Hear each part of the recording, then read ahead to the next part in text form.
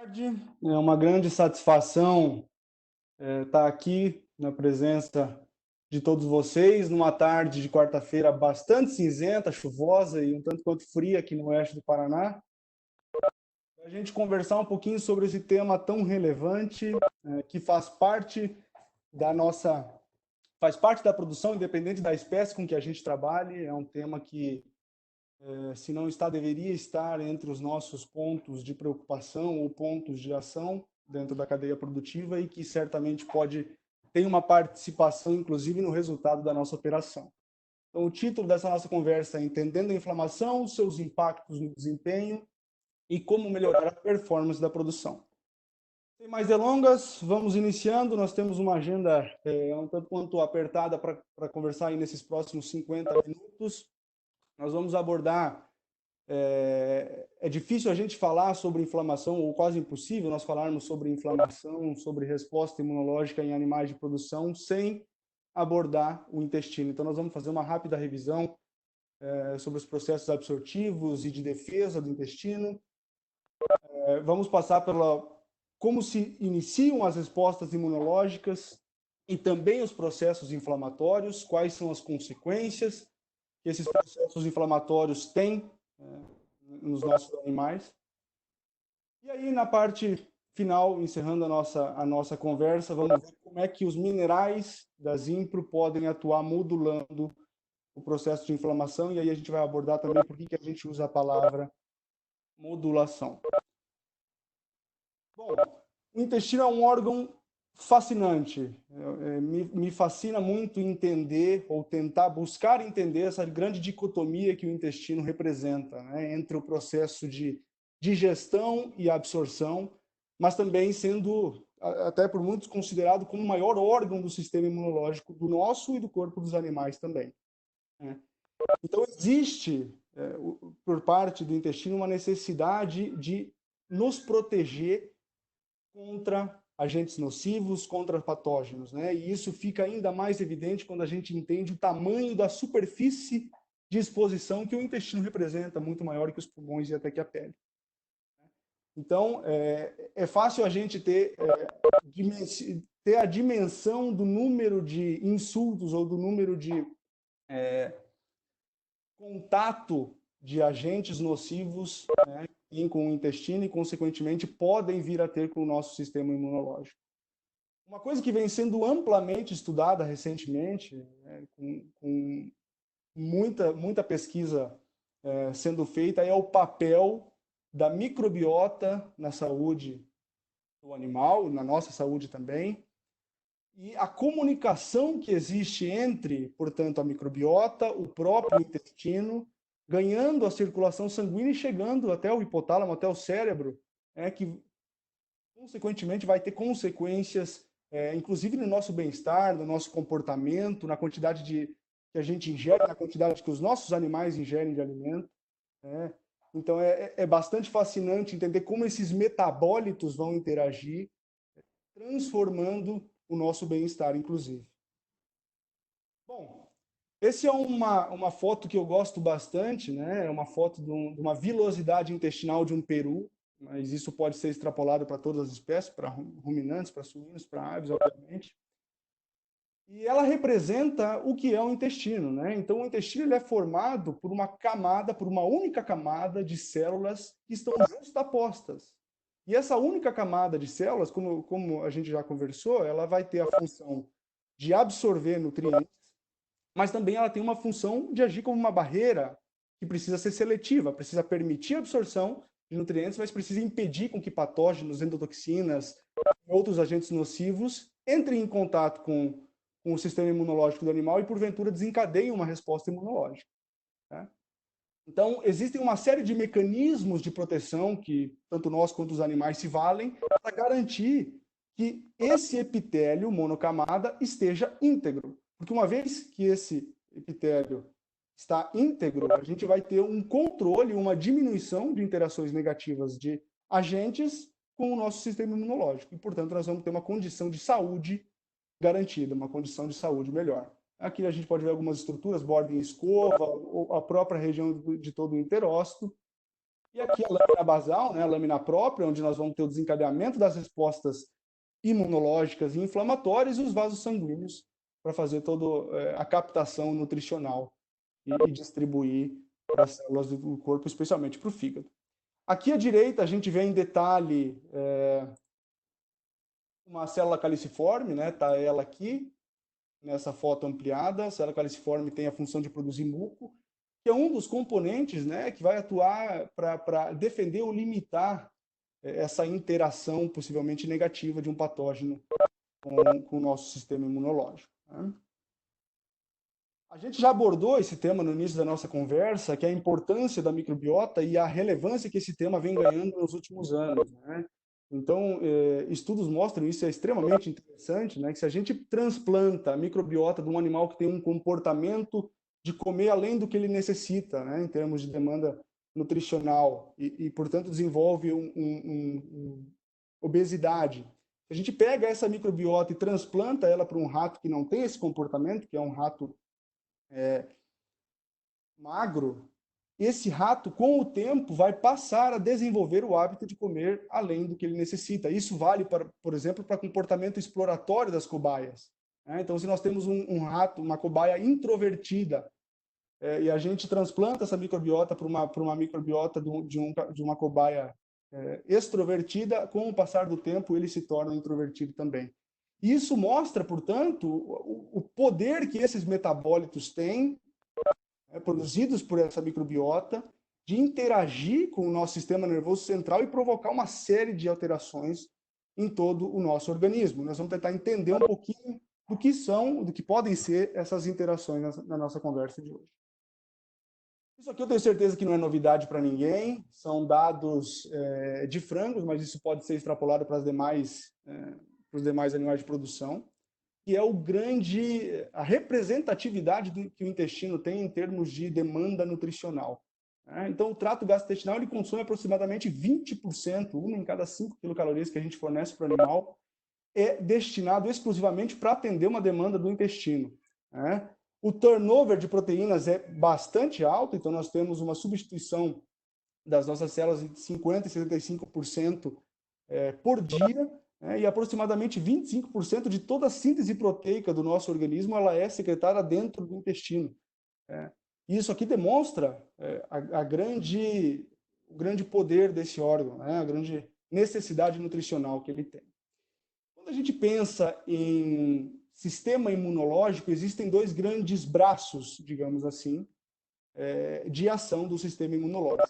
O primeiro desse braço, que desencadeia uma resposta mais inicial, é o sistema imune inato, que compreende, por exemplo, todas as nossas barreiras epiteliais, inclusive a pele.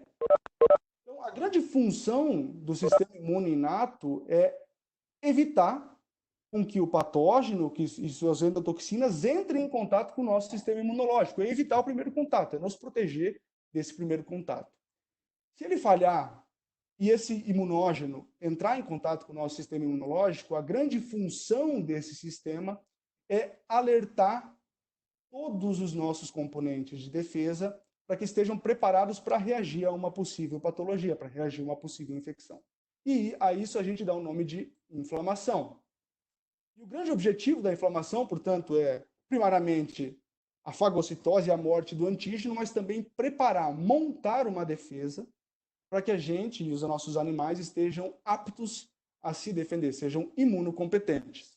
Algumas características desse sistema, e a principal delas é que ele é um sistema bastante inespecífico, com baixa capacidade de memória.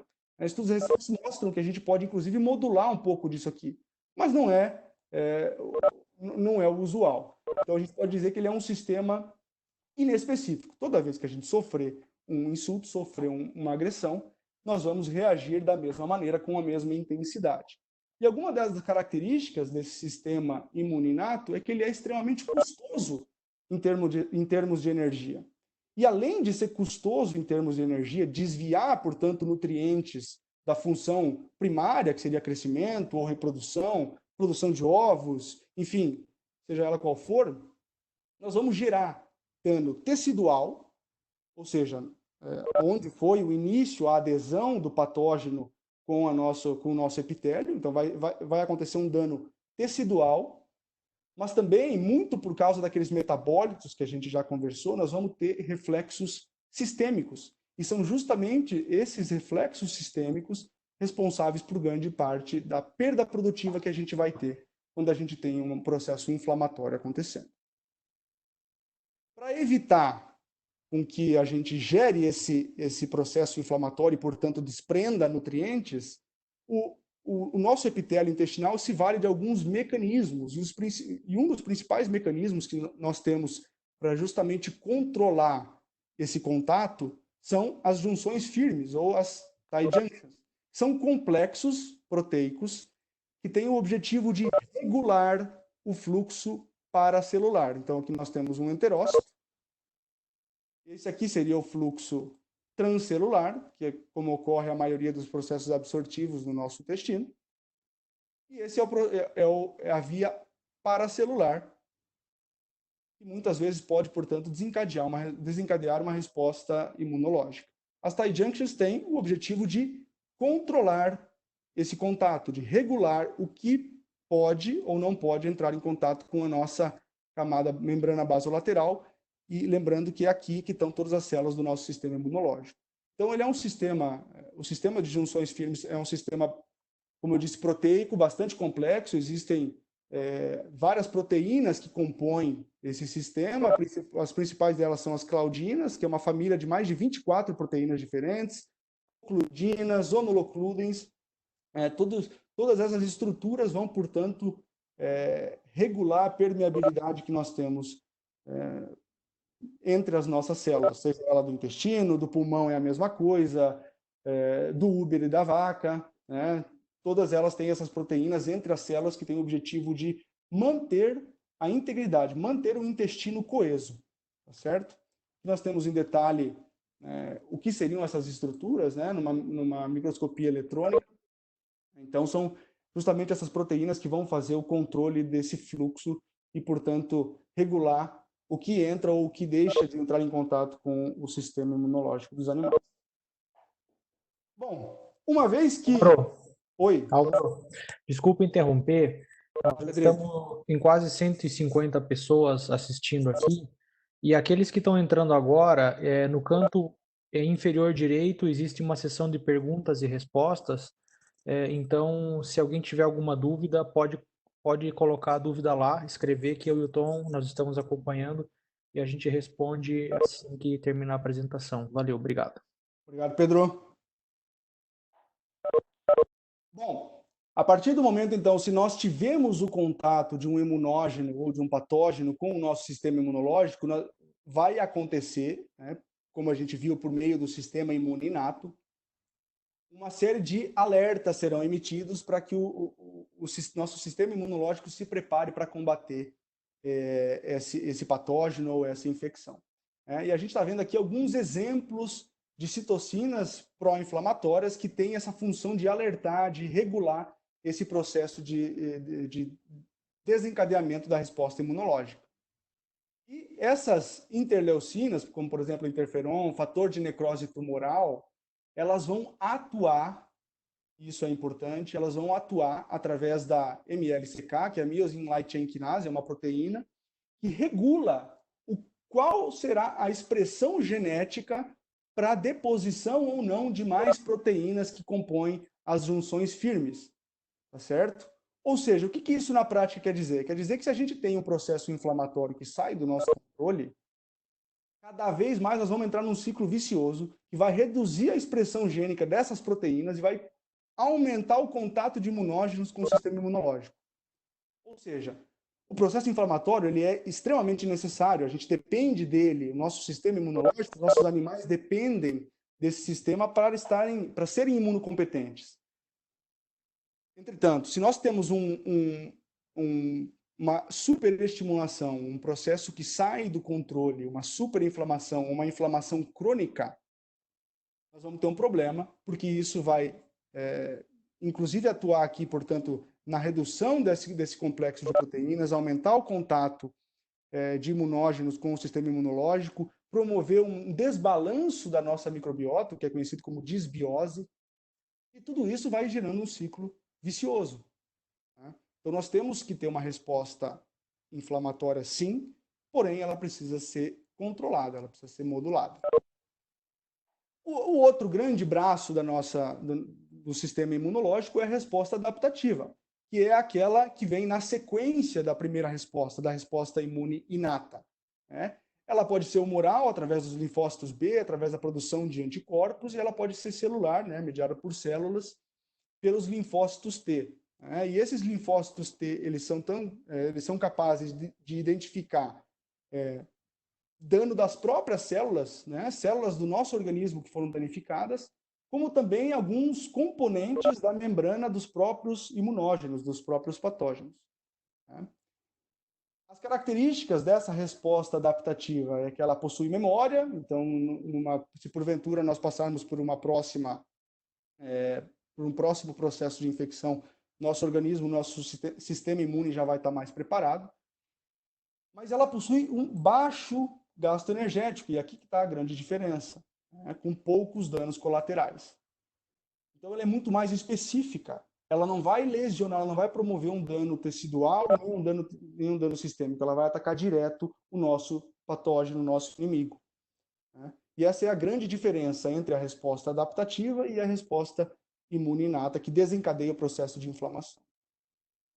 Bom, se está ocorrendo um processo inflamatório no animal, haverão perdas, né? E essas são as perdas de desempenho que são geradas por uma série de razões. E a principal dessa razão, que representa mais ou menos 71%, de acordo com dados do professor Kirk Lazy, é que o principal motivo dessa redução de produtividade, dessa redução da capacidade produtiva, é pelo comportamento do animal, né? Então, como a gente já conversou, essas citocinas pró-inflamatórias, essas moléculas que são responsáveis por nos alertar de um processo de invasão de patógenos, elas vão cair na corrente sanguínea, elas vão chegar até o hipotálamo, que é o diretor-geral do nosso organismo, que vai ordenar que a gente tenha redução do consumo de ração, nós vamos ficar num processo, nós e os nossos animais, letárgicos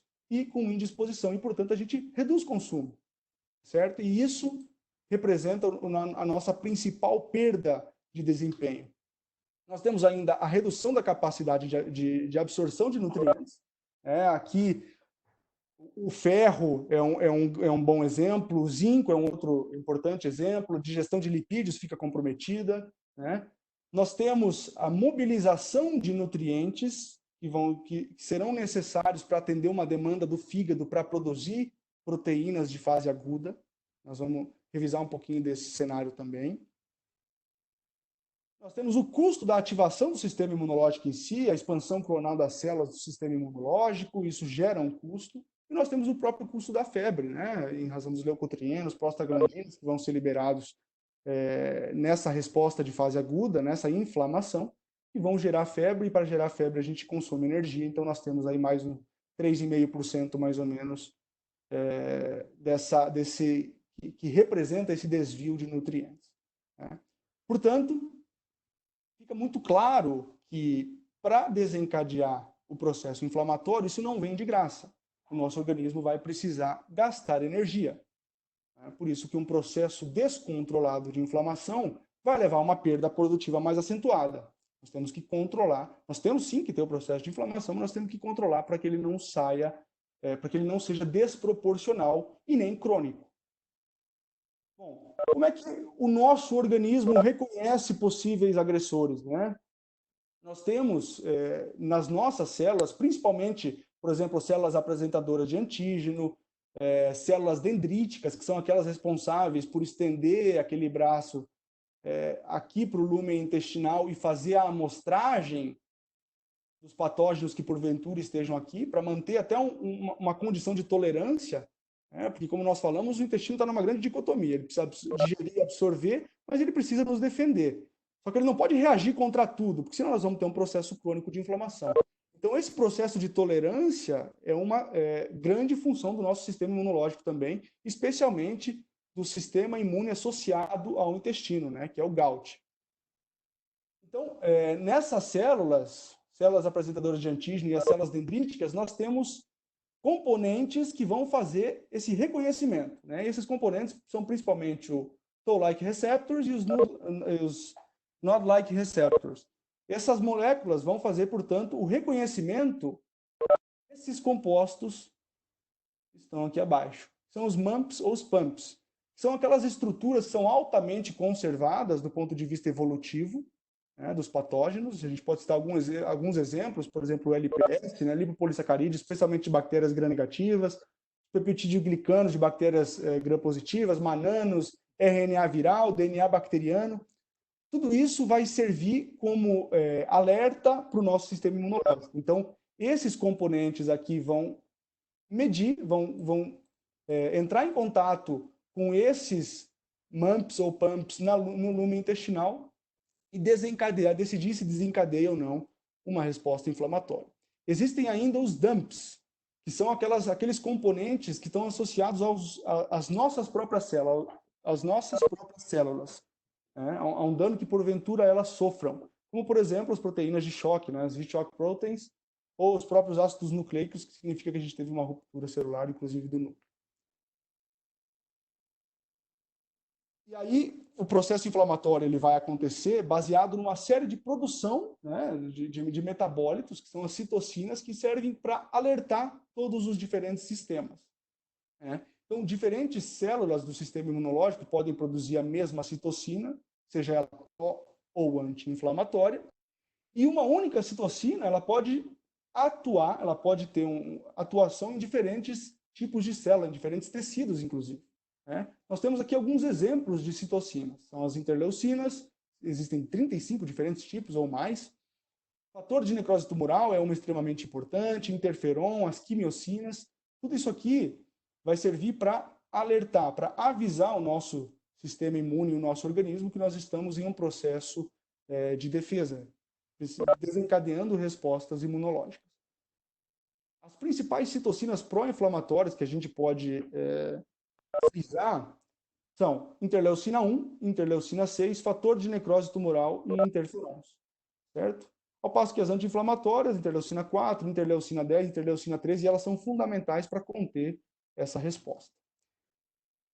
As citocinas, elas vão, como a gente falou, cair na corrente sanguínea, esses metabólitos chegam até o hipotálamo, né, vão promover a liberação do hormônio liberador de corticotropina, que vai chegar até a nossa hipófise, liberar o ACTH, que é o hormônio adrenocorticotrópico, para a liberação de cortisol na nossa adrenal. E a gente sabe que o cortisol tem uma série de efeitos no nosso organismo, né? Não é mesmo? Interleucina 6 é uma das principais, que regula a maioria das proteínas de fase aguda, que vão ser produzidas no fígado, né? Interleucina 1, interleucina 6 e fator de necrose tumoral, eles vão ter a capacidade, portanto, de modular, de alterar o metabolismo intermediário através da atuação que eles têm no sistema nervoso central, né? Inclusive reduzindo o consumo de alimento, que a gente viu que é o principal fator que interfere na perda produtiva que nós temos, dado um processo de inflamação no organismo animal. Bom, nós estamos em tempo de Covid-19, né? E recentemente tem ficado cada vez mais evidente, inclusive com pesquisas mostrando o grande efeito negativo que uma tempestade de citocinas pode promover. Esse trabalho aqui não é tão recente assim, é de 2015, então não está diretamente relacionado com a Covid, mas saíram inúmeras matérias, inclusive logo antes de nós iniciarmos aqui a nossa conversa.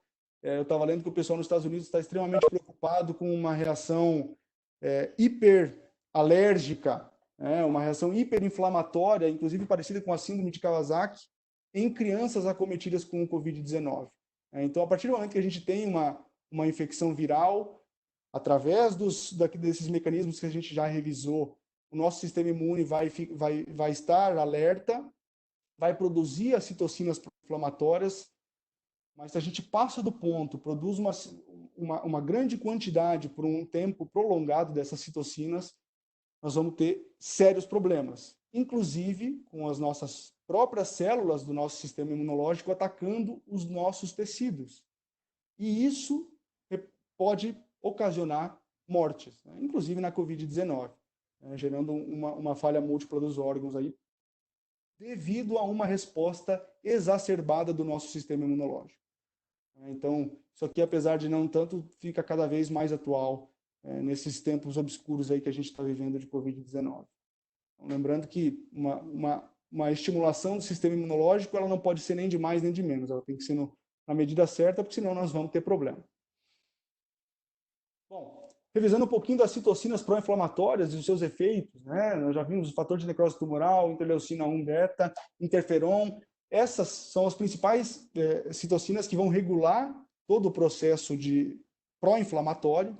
São responsáveis, inclusive, pela síntese de interleucina 6, que é uma das principais que a gente viu, prostaglandinas, que tem responsáveis pela indução de febre e dor, leucotrienos, catecolaminas, tem uma função importante, né, na adrenalina, noradrenalina, inclusive na redistribuição de sangue, né? E a gente sabe que se a gente tem sangue saindo, por exemplo, do intestino, né, das nossas vísceras, indo para a extremidade do nosso organismo, nós vamos ter um processo oxidativo acontecendo nessas células. Isso pode gerar, portanto, hipertrofia das velocidades intestinais, né, diminuindo a integridade do intestino, e aí a gente entra novamente naquele ciclo. São justamente essas moléculas que vão ativar os hepatócitos no fígado para produzirem as proteínas da fase aguda, né, que nós vamos revisar aqui rapidamente. Mas é interessante também entender que esse é um sistema autorregulado, para evitar o nosso organismo, para evitar com que a gente entre naquele processo de hiperestimulação, ele se vale de mecanismos de feedback negativo para garantir com que mesmo essas proteínas, elas segurem a expressão de mais citocinas, de mais citocinas inflamatórias. Como é que isso acontece? Por exemplo, o fator de necrose tumoral responsável pelo catabolismo muscular, né, vai promover o catabolismo, quebra dos aminoácidos para atender uma demanda do fígado, né? Interleucina 1 também atua da mesma maneira, inclusive estimulando o eixo hipotálamo-hipófise, que a gente já viu, adrenal, né? Porventura, a interleucina 6 ela é induzida, porém ela exerce um feedback negativo sobre a produção de mais fator de necrose tumoral e de mais interleucina 1, né? Então, a própria interleucina 6, que é uma das principais citocinas pró-inflamatórias, ela vai exercer esse feedback negativo na tentativa de controlar e de regular esse processo de resposta imunológica. Bom, a resposta de fase aguda é a principal resposta que a gente tem em um processo inflamatório, né? Ela vai resultar tanto em alterações comportamentais, que a gente já viu, bioquímicas, psicológicas, como também ela vai modular ou modificar a concentração de uma série de proteínas, que são chamadas de proteínas de fase aguda, no nosso sangue, né? Então, essa resposta inata à infecção, ela vai promover uma liberação grande de citocinas pró-inflamatórias. Essas citocinas pró-inflamatórias ganham a circulação sanguínea, vão para o cérebro, desencadeiam a liberação de cortisol, vai promover uma série de alterações no nosso comportamento, vão até o fígado, nos hepatócitos, promovendo uma produção dessas proteínas. Então, nós tínhamos um padrão de produção de proteínas pelo fígado que vai ser alterado em virtude justamente dessa ativação do sistema imunológico. E, portanto, essas proteínas elas podem ser utilizadas como biomarcadores para a gente avaliar a extensão da resposta inflamatória. Importante lembrar que elas são pouco específicas. Então, especialmente quando a gente tem, experimentalmente, a gente objetiva promover a inflamação, a gente tem que cuidar para ter certeza de que o nosso desafio está a resposta inflamatória está sendo gerada exatamente pelo desafio que a gente está aplicando, e não por qualquer outro motivo, como, por exemplo, estresse por calor ou mesmo um estresse psicológico que pode alterar e desencadear um processo inflamatório. Alguns exemplos de proteínas de fase aguda que são aumentadas quando nós temos um processo inflamatório, né? A principal delas aqui é a proteína C reativa. Se alguém aí já passou por um processo reumático, né, sabe que a primeira coisa que o médico pede no exame de sangue é para ver justamente a proteína C reativa. E essa proteína C reativa ela pode ser utilizada, inclusive, como um marcador para problemas cardíacos, né? Então, se nós temos um aumento muito grande dessa proteína de fase aguda aqui, ela é um sinal amarelo aí para que a gente se preocupe com o que está acontecendo com o nosso organismo, né? Da mesma coisa, isso vale também para os nossos animais, né? Tem alguns outros exemplos, né? Aptoglobulina, celuloplasmina, o próprio sistema complemento, epsidina, que tem um papel fundamental na absorção do ferro, né? Um dos nutrientes mais impactados por um processo inflamatório é justamente a capacidade de absorção do ferro, né? Então, ele vai ser captado pelo enterócito, mas a epsidina, que é produzida por um processo inflamatório, vai limitar a passagem do ferro do enterócito para o sangue. Por que o nosso corpo faz isso? Evolutivamente, ele entendeu que o ferro é um componente essencial para a multiplicação de bactérias. Então, se a gente reduzir a disponibilidade desse ferro, nós vamos ter uma redução da multiplicação bacteriana. E isso é uma vantagem para nós e para os nossos animais. Certo? Então, esses são alguns exemplos aí de proteínas de fase aguda, que são aumentadas. E nós temos também as proteínas que são diminuídas. Por exemplo, a albumina, importantíssima proteína no transporte de zinco, inclusive do ferro, transferrina, cortisol binding protein, inclusive, como a gente já conversou, na quantidade de ferro e zinco livre. Então, essas são as proteínas de fase aguda que diminuem quando nós temos um processo inflamatório acontecendo.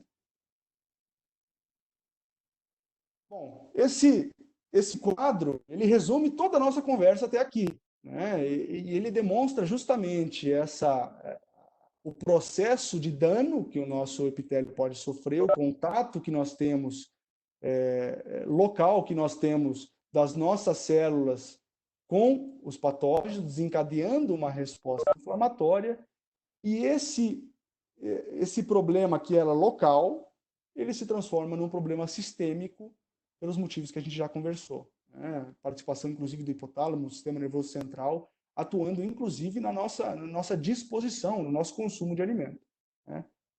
Por sorte, nós temos um feedback, um controle desse processo para garantir que a gente não reaja de maneira desproporcional, né? Então, a partir do momento que a gente tem o controle desse processo de resposta imunológica, a gente reduz a inflamação, reduz essa multiplicação de células e volta o organismo para a homeostase, que é o que a gente sempre objetiva, certo? Bom, existem na inflamação efeitos locais e efeitos sistêmicos, como a gente já viu, né? Esse é um estudo bem bonito, que trabalhou, foi com frango de corte, né? Eles trabalharam com heméria e depois um desafio com enterite necrótica. E a gente pode ver nessa parte, nessas fotos acima, a integridade do epitélio, a histomorfometria desse epitélio, né? Então, no intestino de um animal não infectado, sadio, nós vamos ter uma altura de velocidades adequada, nós vamos ter uma profundidade de cripta não muito grande, né, que representa que as células não precisam ser repostas muito frequentemente, o turnover proteico está controlado, e aí quando a gente tem um problema de hemeriose, a gente já tem um comprometimento dessa integridade, quando a gente tem enterite necrótica, então, a gente observa a completa destruição da altura da velocidade com um grande aumento da profundidade de cripta aqui, né? E aqui marcado nesses pontos verdes são células apoptóticas, provavelmente caspase 3. Se eu não me engano, foi isso que eles marcaram nesse trabalho. Quanto mais pontos verdes nós temos nesse intestino, significa que mais células estão sendo substituídas, que mais células estão morrendo. Então, a gente pode ver que em uma condição de desafio por enterite necrótica, nós temos uma grande quantidade de morte celular e, consequentemente, uma necessidade de substituição dessas células. Porém, isso não vai gerar um efeito somente a nível de intestino, somente local. Isso vai gerar um efeito sistêmico.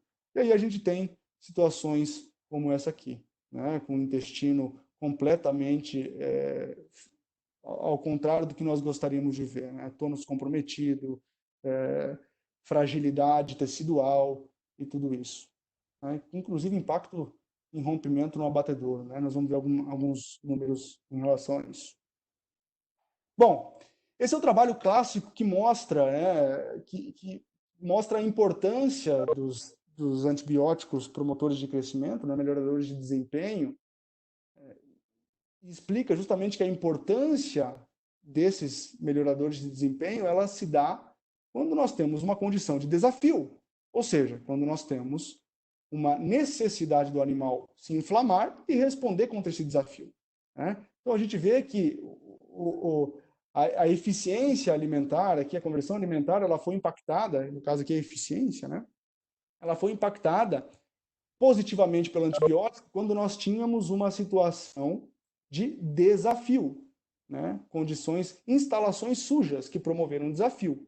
E por isso o antibiótico foi efetivo. Quando nós tínhamos instalação limpa, com ou sem desafio, vejam aqui, o número é o mesmo, 0,66, 0,67. Né? Mostrando justamente esse efeito anti-inflamatório do antibiótico. Isso é comprovado, isso é ratificado pela quantificação de interleucina 1 no sangue. Se vocês bem lembrarem, interleucina 1 é uma das principais moléculas, uma das principais citocinas pró-inflamatórias. Significa que se a gente tem uma grande quantidade de interleucina 1 no nosso sangue, nós estamos inflamando mais, nós estamos mobilizando mais o nosso sistema imunológico. E a resposta foi exatamente a mesma. Né? O antibiótico, ele controlou, aqui não há diferença, né? E o antibiótico, ele controlou essa capacidade de inflamação, ou ele foi necessário se inflamar quando a gente tinha um ambiente sujo e sem antibiótico. Quando a gente colocou antibiótico nesse ambiente desafiador, o antibiótico conseguiu controlar a quantidade dessa citocina pró-inflamatória, né? Ratificando, mais uma vez, o efeito anti-inflamatório do antibiótico. Né? E isso foi extensivamente estudado depois desses trabalhos e esse mecanismo de ação foi demonstrado. Né?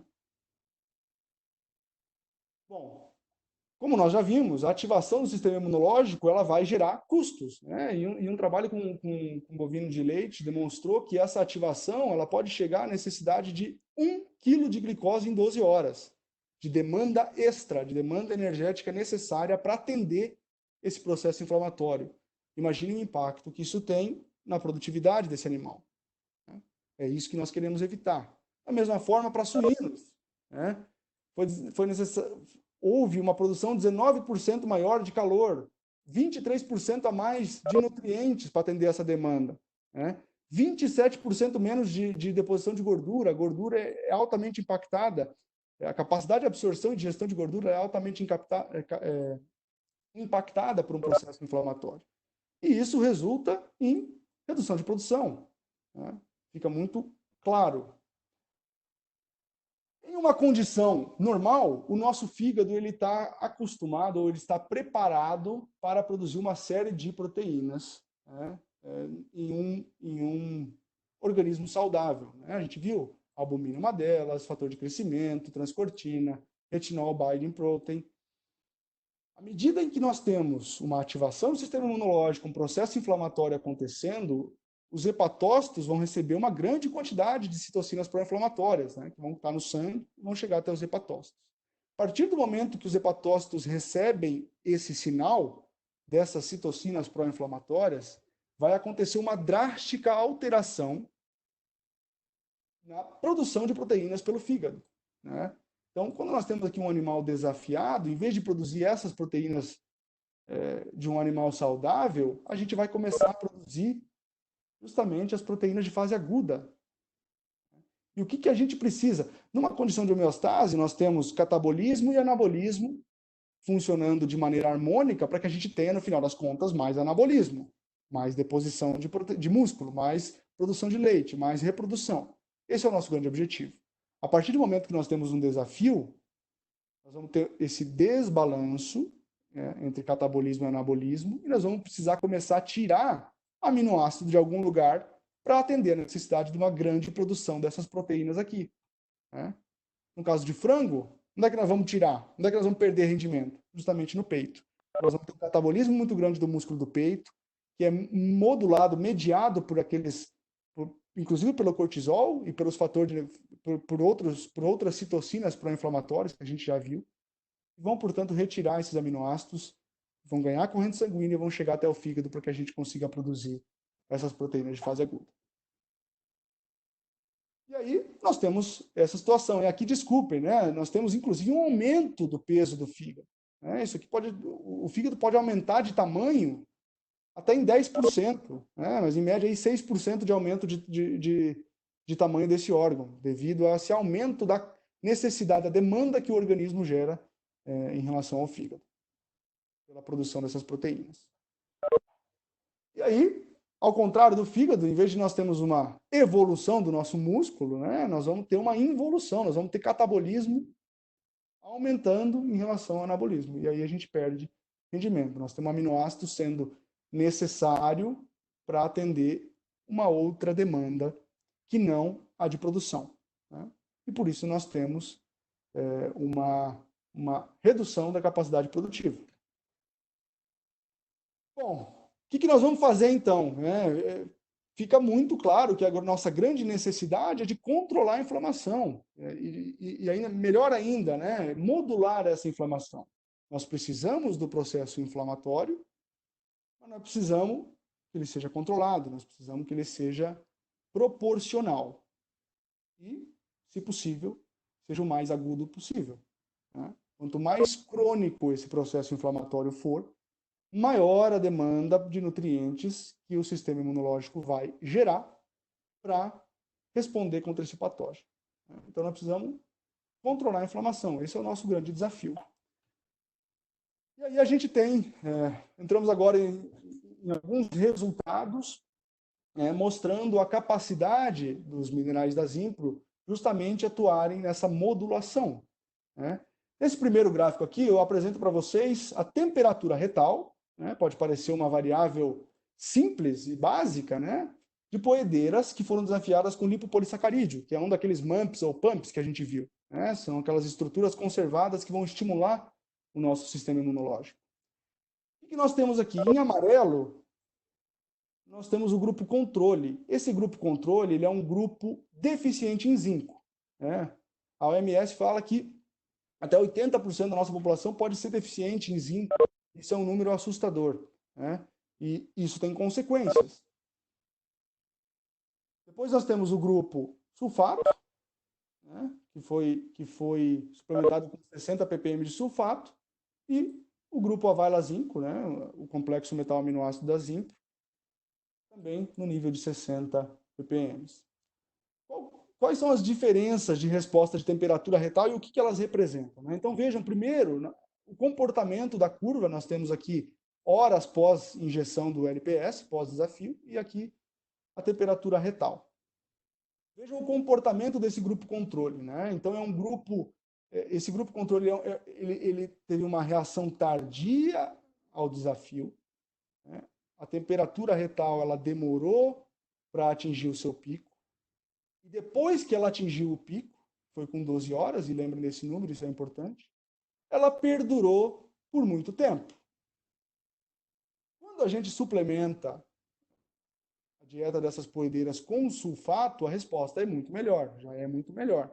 Nós temos um pico mais acentuado, que se dá aqui por volta de 6 horas, e ele cai um pouco mais lentamente se comparado ao grupo controle. Entretanto, quando nós suplementamos com a Availa-zinco, esse pico é ainda mais exacerbado, ele vai acontecer aqui com 3 horas, e existe um decaimento muito agudo da temperatura, mostrando que um animal ele voltou à sua homeostase mais rapidamente. E é isso que a gente chama de modulação. Nós precisamos que o animal seja capaz de responder, só que ele precisa voltar à sua homeostase o mais rápido possível, porque essa diferença aqui, isso aqui é nutriente que deixou de ser desviado da produção para a resposta imunológica. Então, nós estamos poupando nutrientes aqui. Agora, vejam que interessante, esses gráficos trazem a quantificação de interleucina 1-beta. E lembrem-se lá, é aquela interleucina, aquela citocina pró-inflamatória, uma das principais. Nós tínhamos o grupo controle aqui, que foi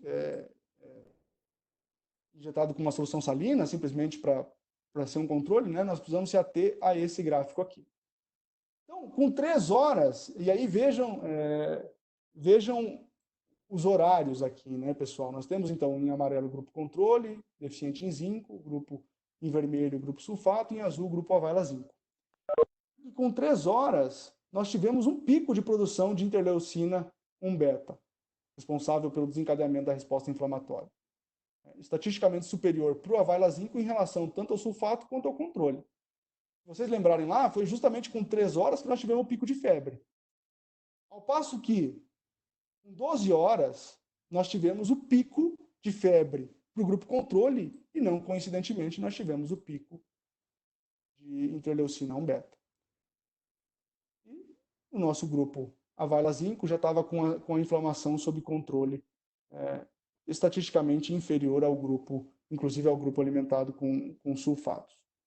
Mostrando, portanto, justamente, reforçando aquele primeiro gráfico que nós vimos, mostrando a capacidade de modulação do availa zinco sobre aves desafiadas, né? Essa é uma foto bem bonita, né, que mostra uma foto de imunohistoquímica. Ela mostra em vermelho, estão coradas as células CD3, que são células de linfócitos T, né, células linfócitos T, ou seja, representam resposta imunológica, né? Esse aqui é o intestino de um animal que foi alimentado com sulfato de zinco. Esse aqui é o intestino do animal que foi alimentado com sulfato de zinco. Vejam a diferença na densidade, na quantidade desses pontos de células marcadas. Isso aqui significa que esse intestino está menos inflamado, existe menos células de defesa presentes nesses vírus, né? Um gráfico muito parecido com aquele primeiro que nós vimos, né? Agora a temperatura retal de suínos, não mais de poedeiras, não mais desafiados por lipopolissacarídeo, mas sim em estresse por calor, né? Então nós temos aqui o grupo amarelo, agora ele não é mais um grupo deficiente, tá? Ele foi suplementado com 120 ppm de sulfato de zinco. Nós temos o grupo PERFIT, que foi o grupo alimentado na mesma quantidade que o nosso grupo estressado, para que a gente consiga entender o impacto que a restrição de alimento representa na inflamação, e a gente sabe que ele é significativo, né? E aí, então, o grupo estressado controle, que é o mesmo nível desse controle aqui, que é o 120 ppm de sulfato, agora em estresse por calor, e o grupo suplementado com os mesmos 120 ppm, com 60 ppm de availa zinco, né? A gente observa um comportamento muito parecido com aquele que a gente viu no gráfico das poedeiras, né? Esses animais, especialmente a partir da 4ª hora em diante, a temperatura retal desses animais estressados por calor, ela foi inferior, né? Possivelmente, esse aqui é um resultado um pouco mais difícil de explicar que aquele primeiro, porque nós estamos trabalhando com estresse por calor. Mas, possivelmente, o que aconteceu aqui foi que esse estresse por calor gerou uma permeabilidade intestinal, aumentou o contato desses patógenos com o sistema imunológico e gerou febre, desencadeou inflamação, né? Ao passo que isso aconteceu também para os animais alimentados com availa, mas numa extensão muito estatisticamente inferior ao grupo sulfato. Então, o resultado que vai de encontro com aquele que a gente viu anteriormente. Nesse mesmo estudo, foram feitas algumas medidas de integridade intestinal. A primeira delas é a quantificação da quantidade de moléculas FD4, né, que é um fluoróforo que mede permeabilidade, passaram pelo intestino. Então, foi um estudo ex vivo, né? Pegamos o intestino desses animais, isso vai para uma Houston Chamber, para um equipamento que tem a capacidade de medir, portanto, então a permeabilidade que nós temos no soluto antes do epitélio e após o epitélio. A gente mede a quantidade desse marcador que passou por entre o epitélio, né? Quanto maior essa permeabilidade, significa que o intestino está menos íntegro. Então vejam que o availa zinco, ele colocou essa integridade entre o animal que foi estressado e suplementado com sulfato e o nosso controle que teve uma baixa permeabilidade. Então, um resultado que vai de encontro com aquele que a gente viu anteriormente, né? Essa outra técnica, que é chamada de resistência transepitelial, ela mede a resistência do epitélio. E agora nós estamos falando ao contrário. Quanto maior for a resistência transepitelial, menor a permeabilidade, maior a integridade. Né? E, de novo, nós vimos exatamente o mesmo comportamento. Então, grupo perfil e grupo suplementado com sulfato tiveram as piores, estressado e suplementado com sulfato tiveram as piores resistências transepiteliais, ao passo que a suplementação, animais mantidos em ambiente de estresse por calor e suplementados com a valazinco, deram uma condição de integridade intestinal superior em relação ao sulfato, quase próxima ao animal mantido em ambiente termoneutro. Esse outro gráfico à esquerda, nós temos a quantificação da LPS binding protein, né, que é uma proteína que tem a capacidade de se ligar ao LPS, que, se vocês bem se recordarem, é aquele imunógeno, né, e impedir com que ela ative o sistema imunológico. E aí vejam que interessante, né, a suplementação com a valazinco teve a capacidade de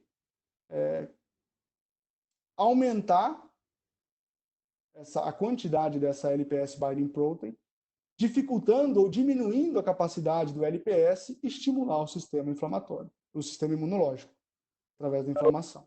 Trazendo aqui para o mesmo patamar do que o animal termoneutro. Isso aqui é a modulação do sistema imunológico. E aí, a quantificação de endotoxinas, o LPS é um exemplo de uma endotoxina, no sangue dos animais, no soro dos animais. A gente vê que animais alimentados com a valazinco tiveram uma quantificação dessas endotoxinas igual aos animais mantidos em controle em ambiente termoneutro, animais do grupo controle. Isso significa que o intestino desse animal ele estava íntegro e impediu a passagem dessas endotoxinas para dentro da lâmina própria do animal e, consequentemente, impediu a estimulação do sistema imunológico, barrou a inflamação. Mais ou menos na mesma linha, esse resultado é um resultado da suplementação de zinco e manganês, a valazinco e a valamanganês, sobre a presença de E. coli no fígado. Então, foi feita uma inoculação de E. coli direto no trato gastrointestinal dos animais. E aí a gente quantificou o quanto dessas E. coli conseguiram parar no fígado para formar uma unidade formadora de colônia. Mais uma vez, uma variável que indica integridade intestinal. E a gente vê que quando nós suplementamos os minerais da Zimpro, nesses três grupos, então a Vailazinco ISO, a Vailazinco on top ou a combinação de zinco e manganês, o intestino estava mais íntegro ao ponto de diminuir a quantidade, estatisticamente, a quantidade dessas unidades formadoras de colônia de E. coli no fígado dos animais. Mais um resultado que corrobora o papel desses minerais na integridade dos epitélios, inclusive o epitélio intestinal. Esse outro resultado, mais um resultado de histomorfometria. Nós temos aqui a altura das vilosidades, que a gente viu que é uma variável importante, ela está diretamente relacionada com a capacidade absortiva desses animais. A suplementação de availazinco, ela propiciou uma estatisticamente maior altura de vilosidades em relação ao grupo sulfato.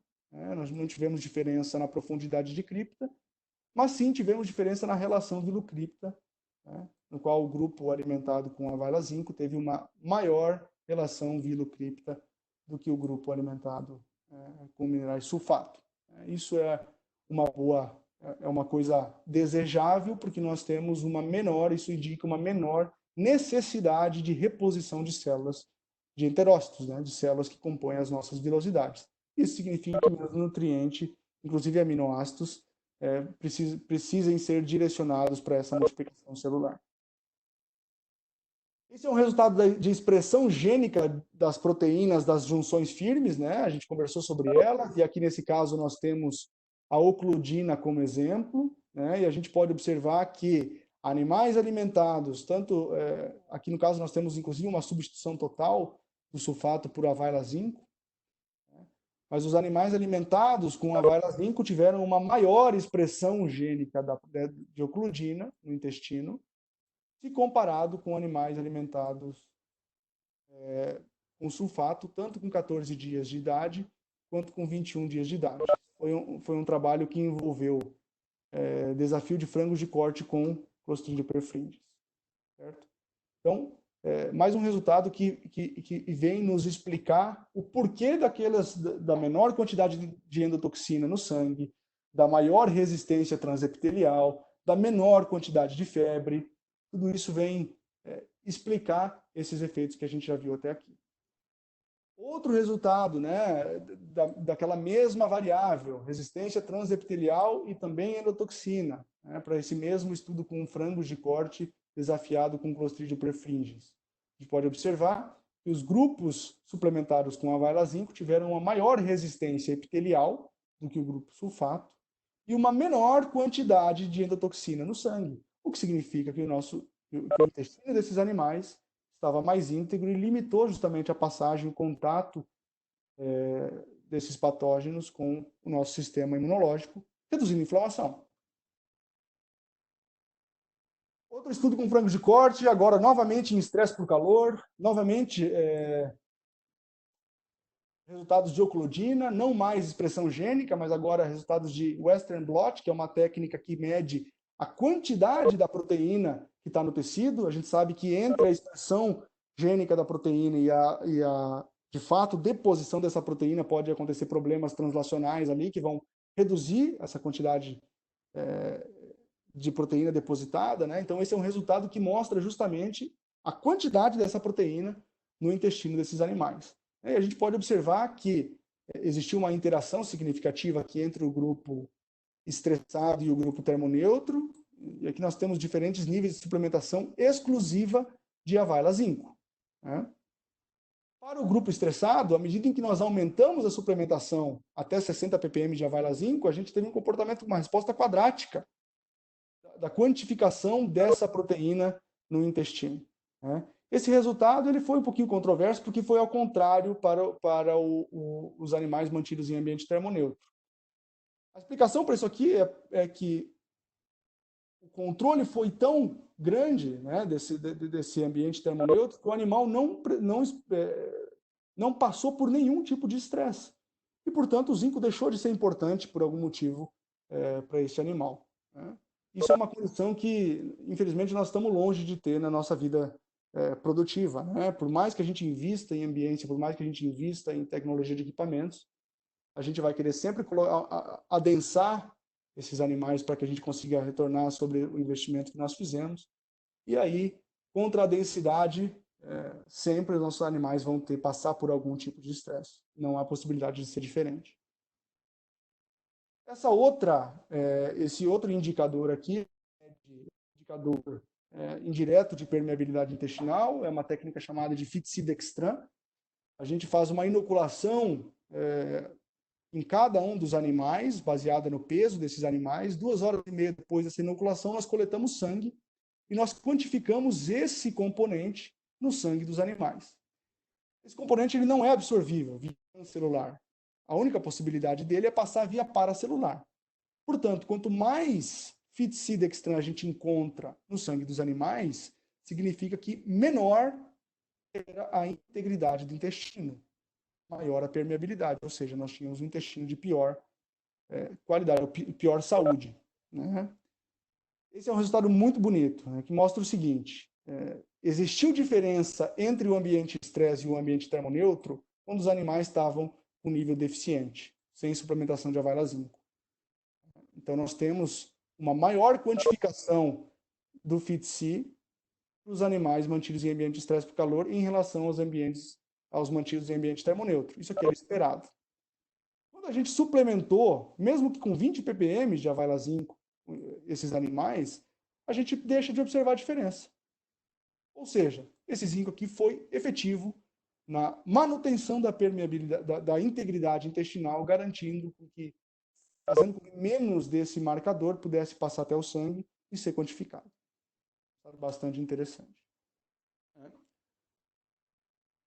Mais uma vez, um resultado de integridade intestinal agora de suínos, também mantidos em estresse por calor. A gente pode ver uma diferença bem marcante da questão de histomorfometria desses animais, né? Então, aqui, um animal controle, suplementado com zinco, mantido em ambiente termoneutro.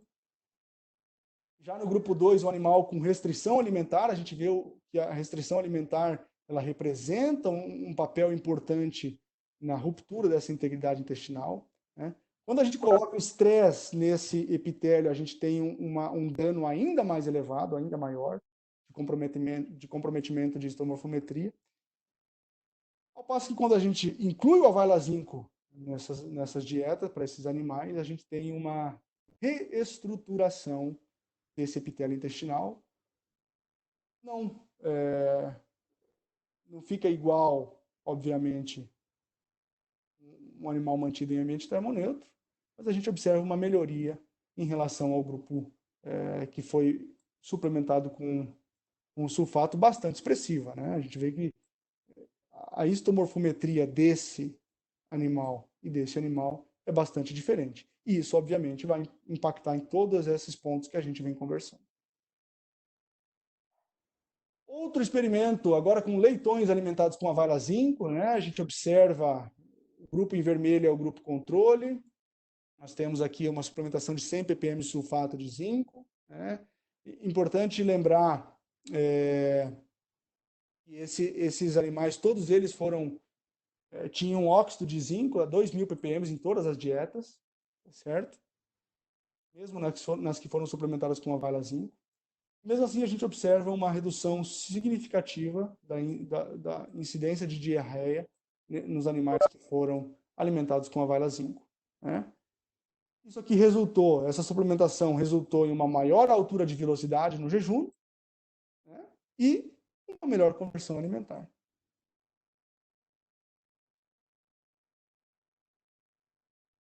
Esse é um outro estudo, né, que envolve o zinco solúvel da Zimpro, que nós chamamos de Zimpro-LQ, né, que é exatamente a mesma molécula, só que solúvel.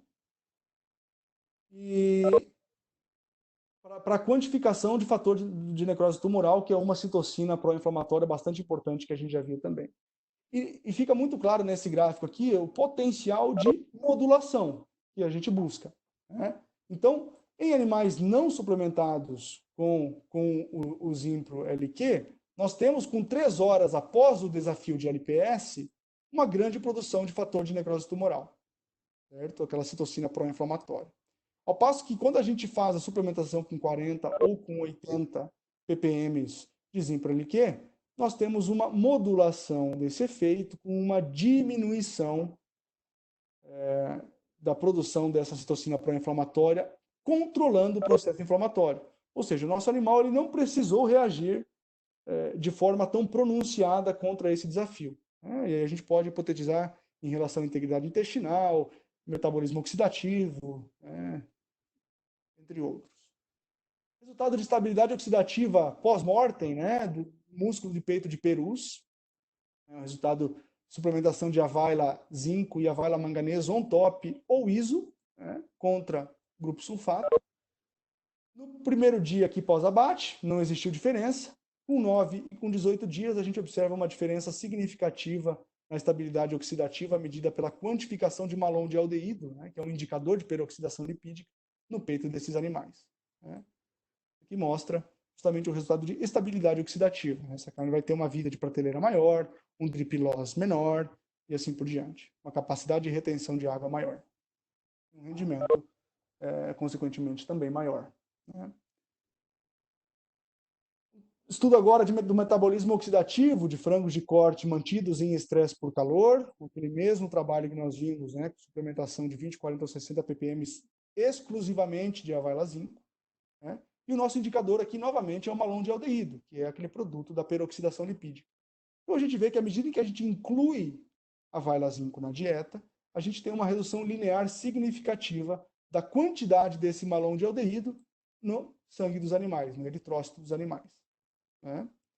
Exatamente a mesma resposta, ela pode ser observada no fígado desses animais. À medida em que a gente inclui a availazinco na dieta, nós temos uma redução da quantidade de malon de aldeído que é esse marcador de peroxidação, indicador de peroxidação lipídica. Bom, nós temos agora algumas meta-análises feitas com os diversos trabalhos que a Zimpro desenvolve, né? Nesse caso aqui, mostrando a diferença sobre resistência e elasticidade intestinal, né? Cada uma dessas barras aqui são bancos de dados diferentes, de estudos diferentes, né? E mostram o quanto nós melhoramos a resistência ou a elasticidade do intestino em relação ao grupo sulfato, né? Então vejam que é uma resposta bastante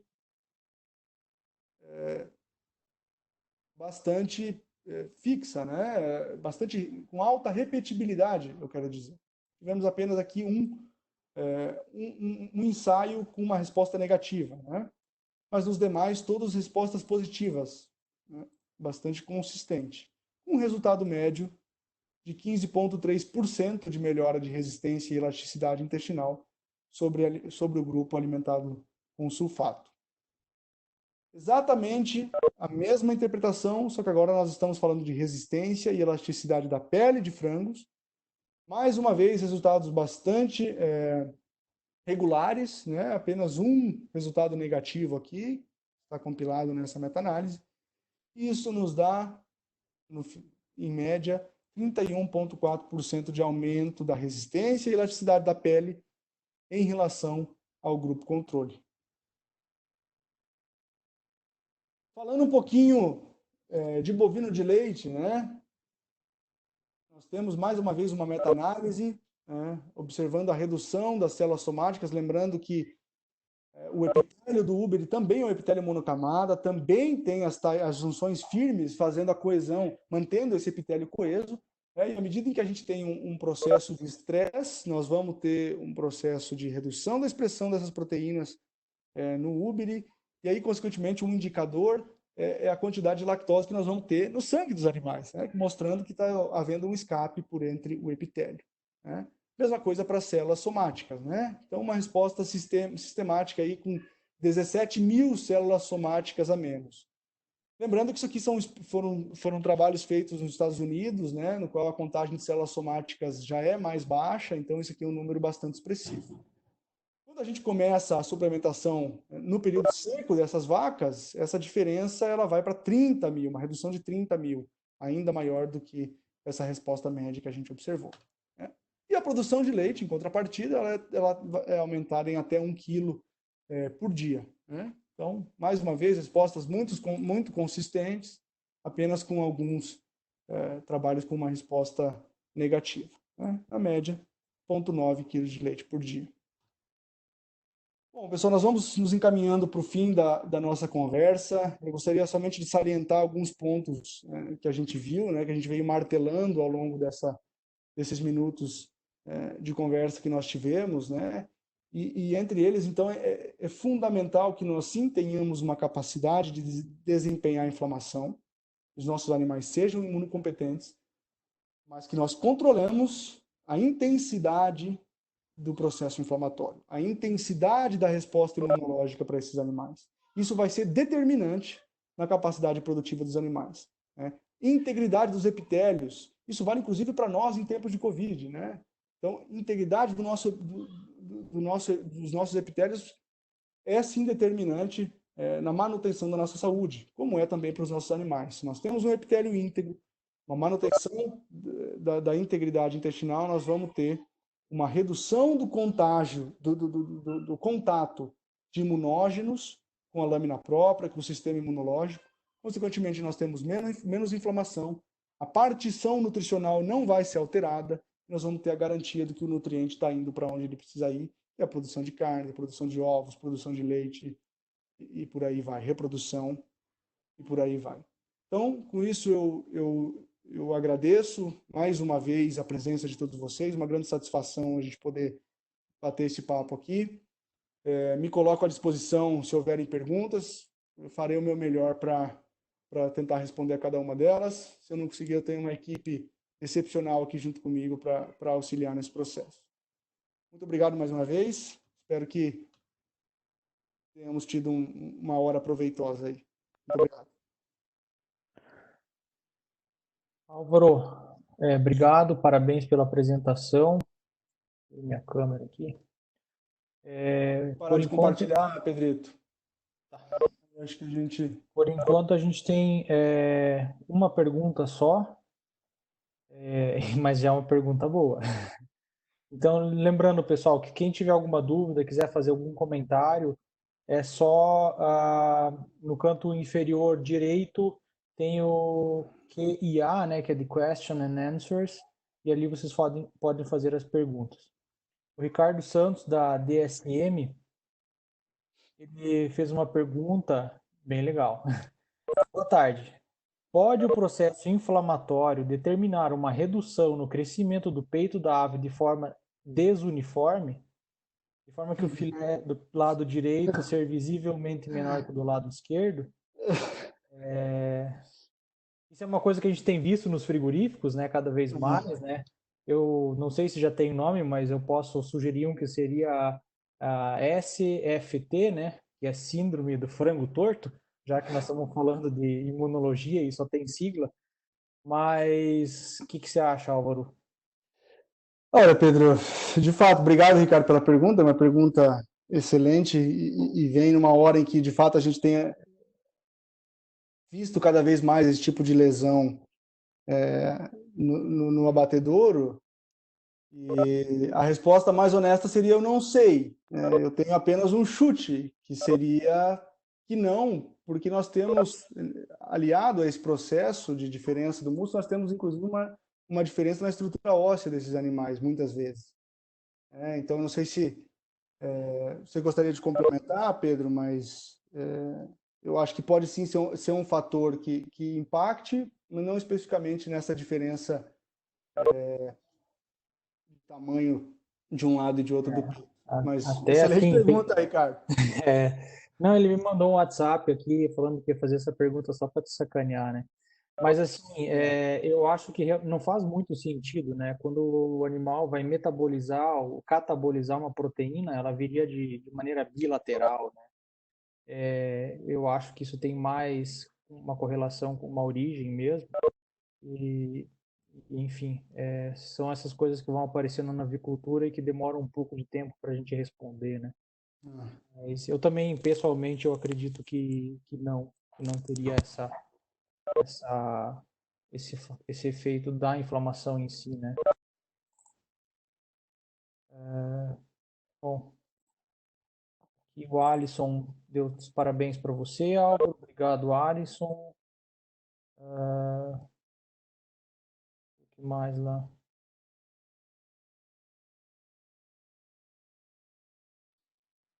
A Fernanda fala assim: boa tarde, parabenizo o Álvaro pela linda apresentação.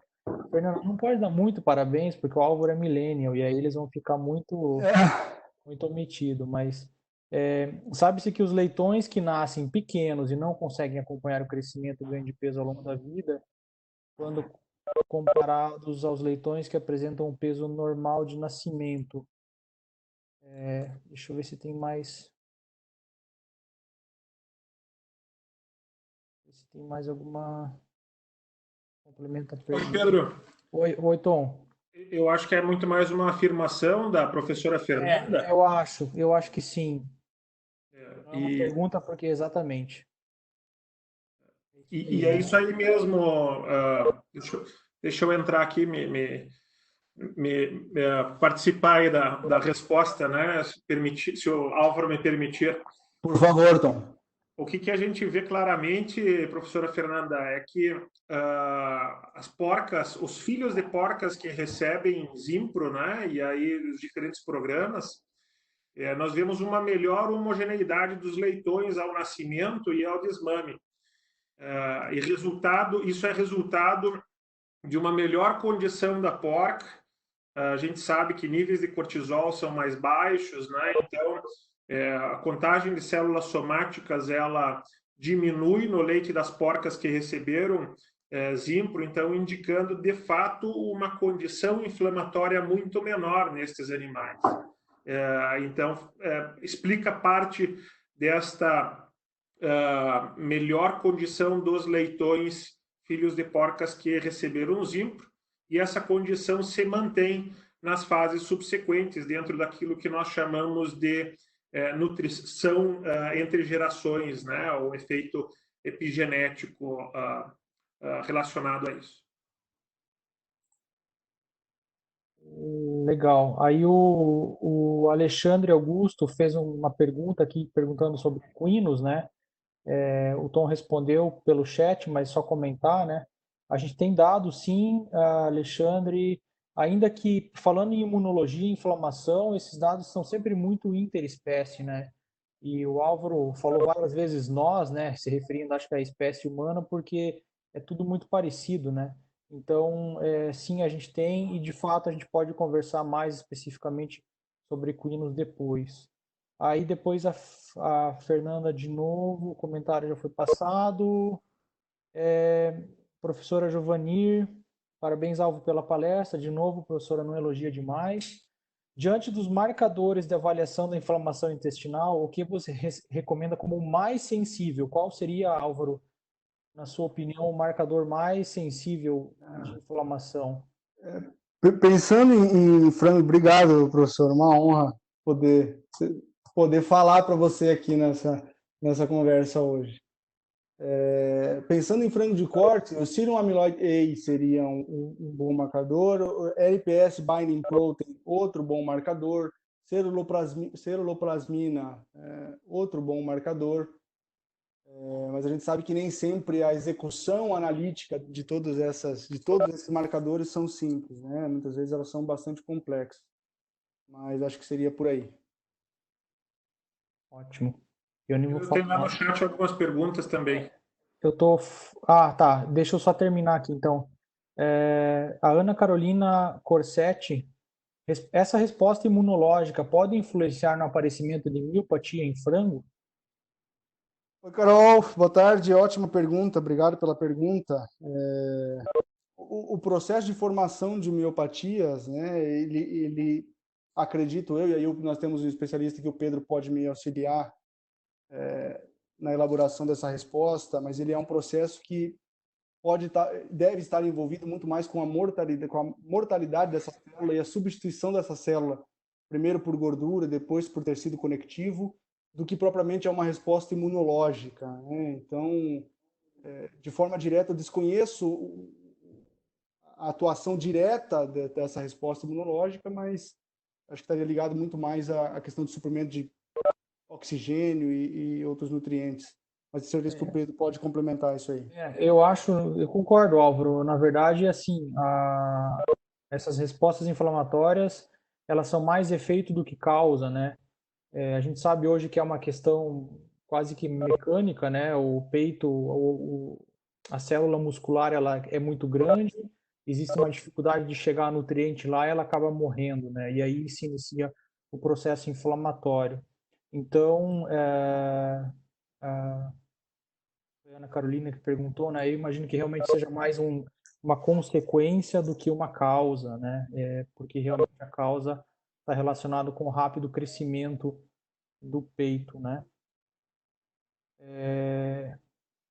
Aí a Fernanda pergunta de novo.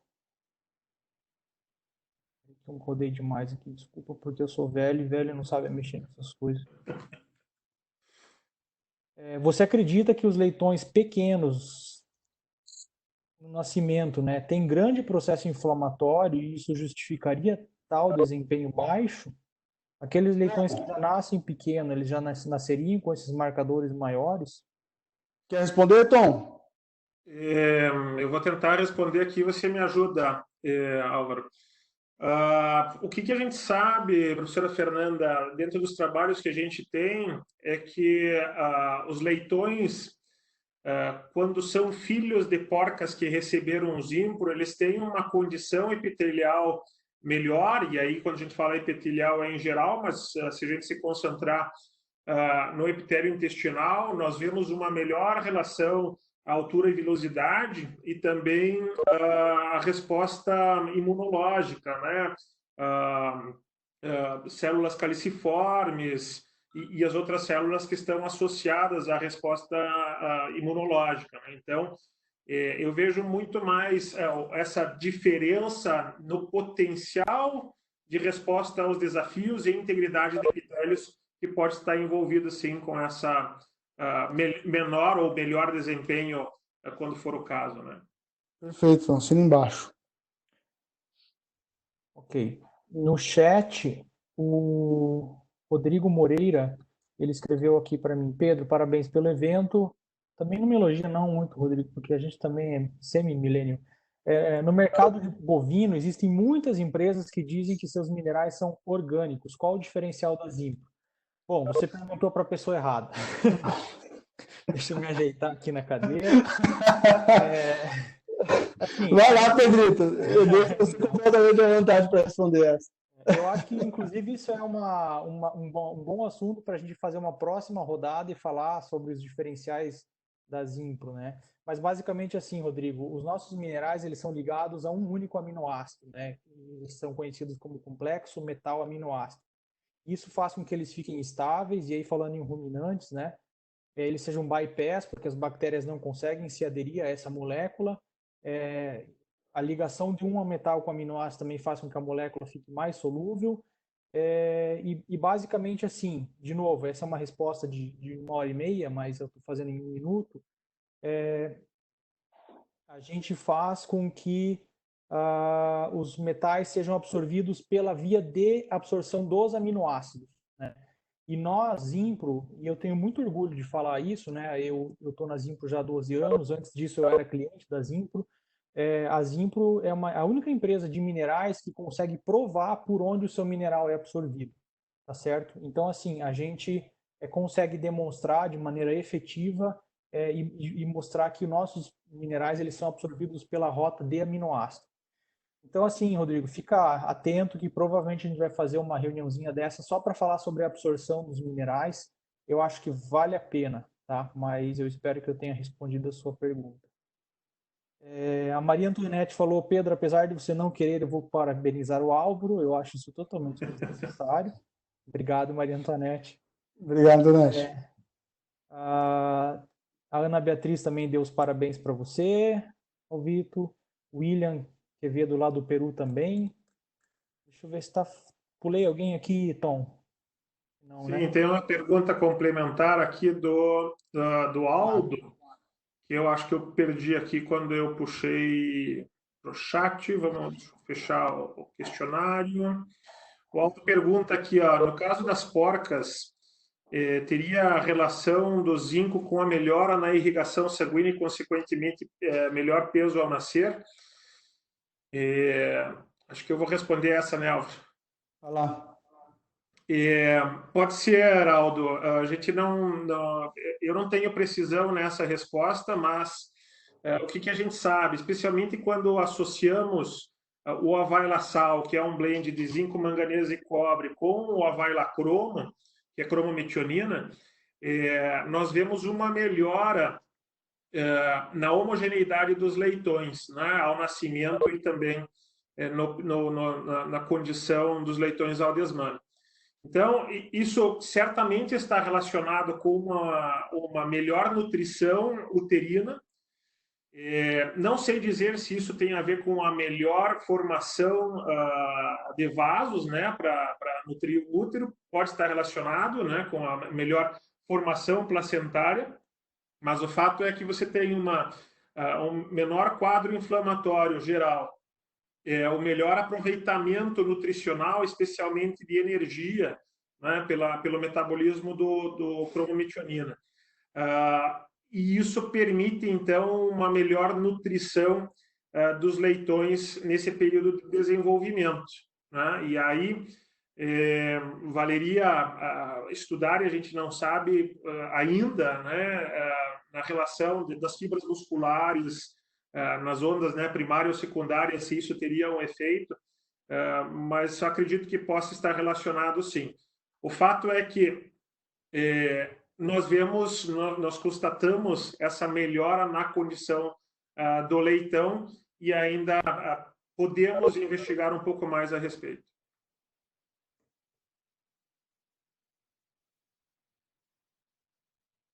Bom, aqui tem gente falando que eu estou bem longe de ser millennial. Sentido, né? É, Não propaganda tá, enganosa.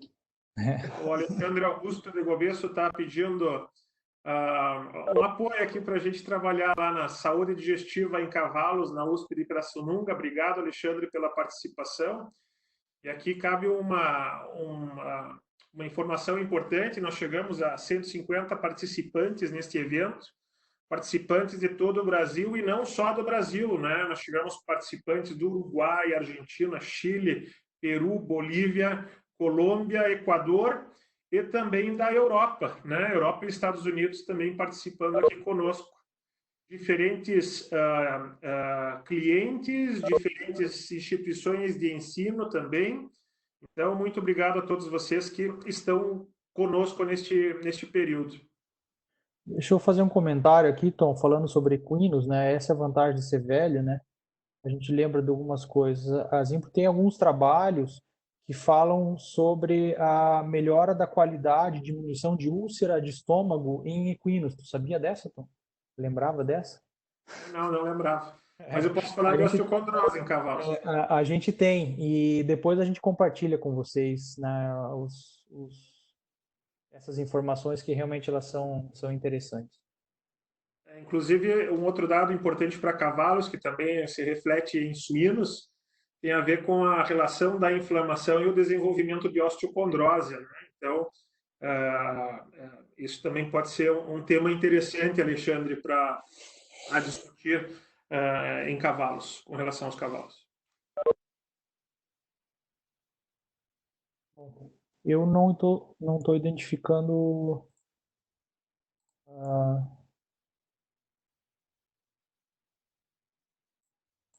eu acho que é isso aí, Tom. Maravilha, então, pessoal. Muito obrigado mais uma vez, Álvaro. Obrigado pela sua apresentação e parabéns. Tem vários relatos aqui de parabéns. Obrigado a todos vocês que estiveram conosco aqui por todo esse tempo. Peraí.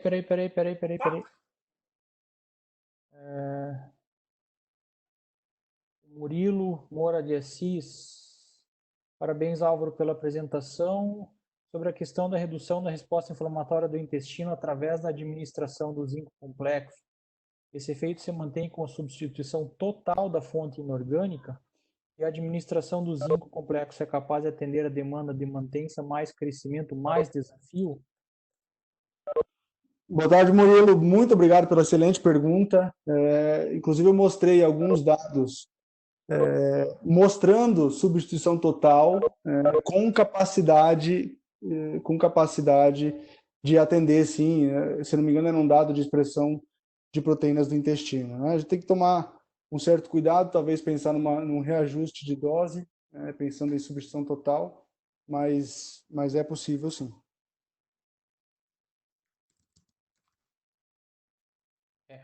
Agora eu acho que foi tudo. Álvaro, parabéns, vai, você merece. Parabéns. Obrigado, Pedrito. Gente, muito obrigado da minha parte. Eu agradeço a todos pelo tempo. Eu achei divertido, eu nunca tinha feito isso, é legal, né? Foi mesmo. Obrigado, gente.